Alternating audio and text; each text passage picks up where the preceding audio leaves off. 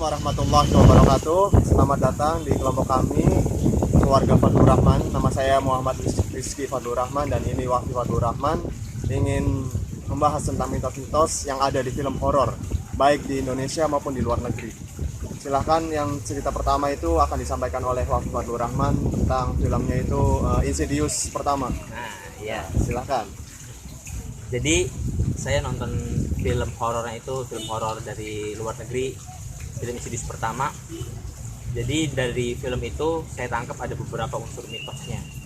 Yang pertama itu mitos bahwa anak bayi itu lebih suka terhadap hal-hal yang gaib. Karena ada adegan di sana di awal-awal film itu, setiap malam ketika keluarga mereka baru pindah rumah, si anak bayi ini setiap malam itu selalu nangis kayak ketakutan gitu. Nah, menurut saya ini sesuai dengan mitos-mitos yang ada di negara kita Indonesia, bahwa anak bayi itu memiliki kepekaan yang lebih tinggi terhadap hal yang gaib. Sama seperti di film itu, anak bayi sangat peka terhadap gangguan-gangguan supranatural. Lalu yang kedua adalah mitos tentang mungkin bahasa Jawanya itu merogo sukma. Jadi badan kita tetap di sini tapi jiwa kita atau ruh kita yang melayang-layang, yang menjadi inti utama alur cerita di film Insidious ini. Jadi si anak yang paling tua atau anak sulung dari keluarga di film ini, keluarga Lambert itu jatuh dari tangga ketika ada di loteng rumah, kemudian dia koma, dan ternyata setelah dipanggil seorang cenayang bahwa dia itu raganya tetap ada di dunia ini, jiwanya itu berada di alam lain, bahkan disandra oleh makhluk roh jahat gitu. Nah, ini sesuai dengan kebudayaan kita, bahwa tadi di Indonesia saya pernah ada mitos bahwa tadi di Jawa itu ada istilah merogoh sukma. Jadi badan kita tetap di tempat tapi roh kita melayang kemana-mana gitu. Nah, dari film Insidious yang pertama ini saya hanya menangkap cuma ada dua mitos itu aja sih yang sesuai dengan kebudayaan kita.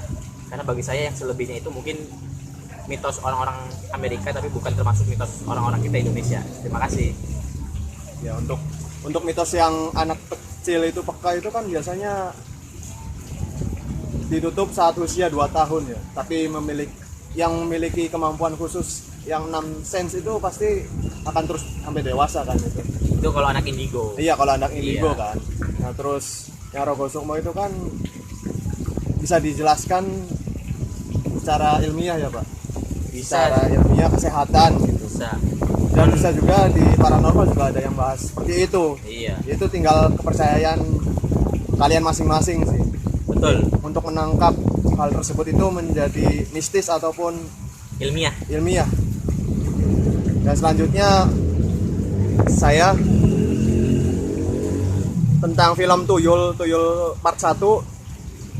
Di situ saya menangkap mitos-mitos, yaitu jika ingin membuat tuyul itu nurut, maka berilah air ASI ataupun darah si pemiliknya. Itu yang pertama. Yang kedua, itu katanya tuyul itu bisa diturunkan ke anak cucu selanjutnya. Jadi misalkan di film Tuyul itu memperlihatkan orang tua si ibunya itu menurunkan tuyulnya itu ke anak perempuannya, dan ketika lahir anak perempuan maka suaminya akan meninggal dunia. Di situ filmnya. Dan yang ketiga itu memberikan makanan manusia untuk makhluk gaib. Yang keempat itu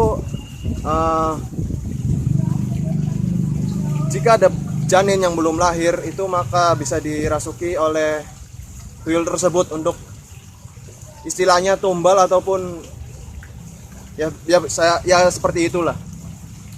Dan yang keberapa tadi? Yang keempat. Berarti kelima. Ini kelima. Itu tapi nggak ada di film, tapi di kehidupan sehari-hari itu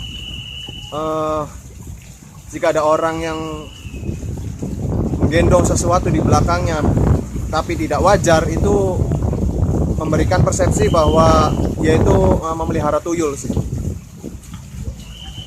Ya, cukup segitu mitos-mitos yang ada di film Tuyul part 1.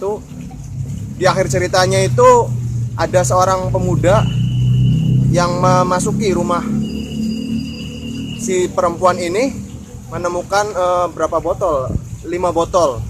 Oh iya, tambahan mitos yang ada di tuyul tersebut, di film tuyul tersebut ya, tuyul itu bisa dimasukkan ke dalam sebuah botol untuk memberhentikan kegiatan-kegiatan tersebut.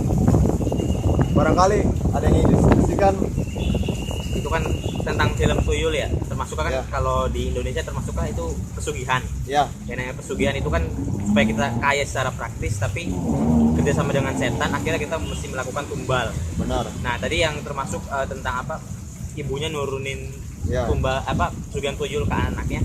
Memang yang saya pernah dengar itu mitosnya kalau di Indonesia katanya kalau ada orang tua yang melakukan pesugihan, entah itu babi ngepet atau tuyul atau apapun itu, pokoknya pesugihan, nanti bakal turun lagi ke anaknya. Kalau anak yang ngelestariin, turun lagi, pokoknya sampai, kalau nggak salah sampai 7 keturunan bakal jadi pesugihan terus. Dan selalu diminta tumbal ya, Pak. nah iya, masuk kan tadi katanya di film Tuyul Part 1 ini tumbalnya itu si janin dari ibunya, si Iya. bayi itu. Nah memang yang saya tahu juga andai kata kalau kita melakukan pesugihan lalu kita tidak bisa memenuhi tumbalnya itu, misalkan tumbal sama setannya itu misalkan setiap malam bulan purnama sekian potong ekor ayam betina gitu, kita nggak bisa menuhinya, otomatis anggota keluarga kita, entah itu anak kita atau Orang-orang terdekat ya, Pak? terdekat kita pokoknya, Iya, orang-orang yang terdekat. dijadikan tumbal buat si setan itu sih diskusi tentang film Tuyul Part 1 dari saya. Kesimpulan dari kegiatan ini itu kembali ke kepercayaan kalian masing-masing sih. Mau itu menangkap mitos itu benar adanya Atau nggak ada, atau skeptis, hanya cuek. pak ya cuek lah, Iya, cuek. tidak menangkap serius lah. Iya. Tapi yang pasti itu semua ada di sekitar kita, cuman kitanya nggak menyadari. Yang penting tidak mengganggu dan Betul. tidak mengusik kehidupan mereka. Kehidupan kita berdampingan, saling memberikan energi positif Betul. dan hidup masing-masing sih intinya mah. Terima kasih. Wassalamualaikum warahmatullahi wabarakatuh. Wabarakatuh.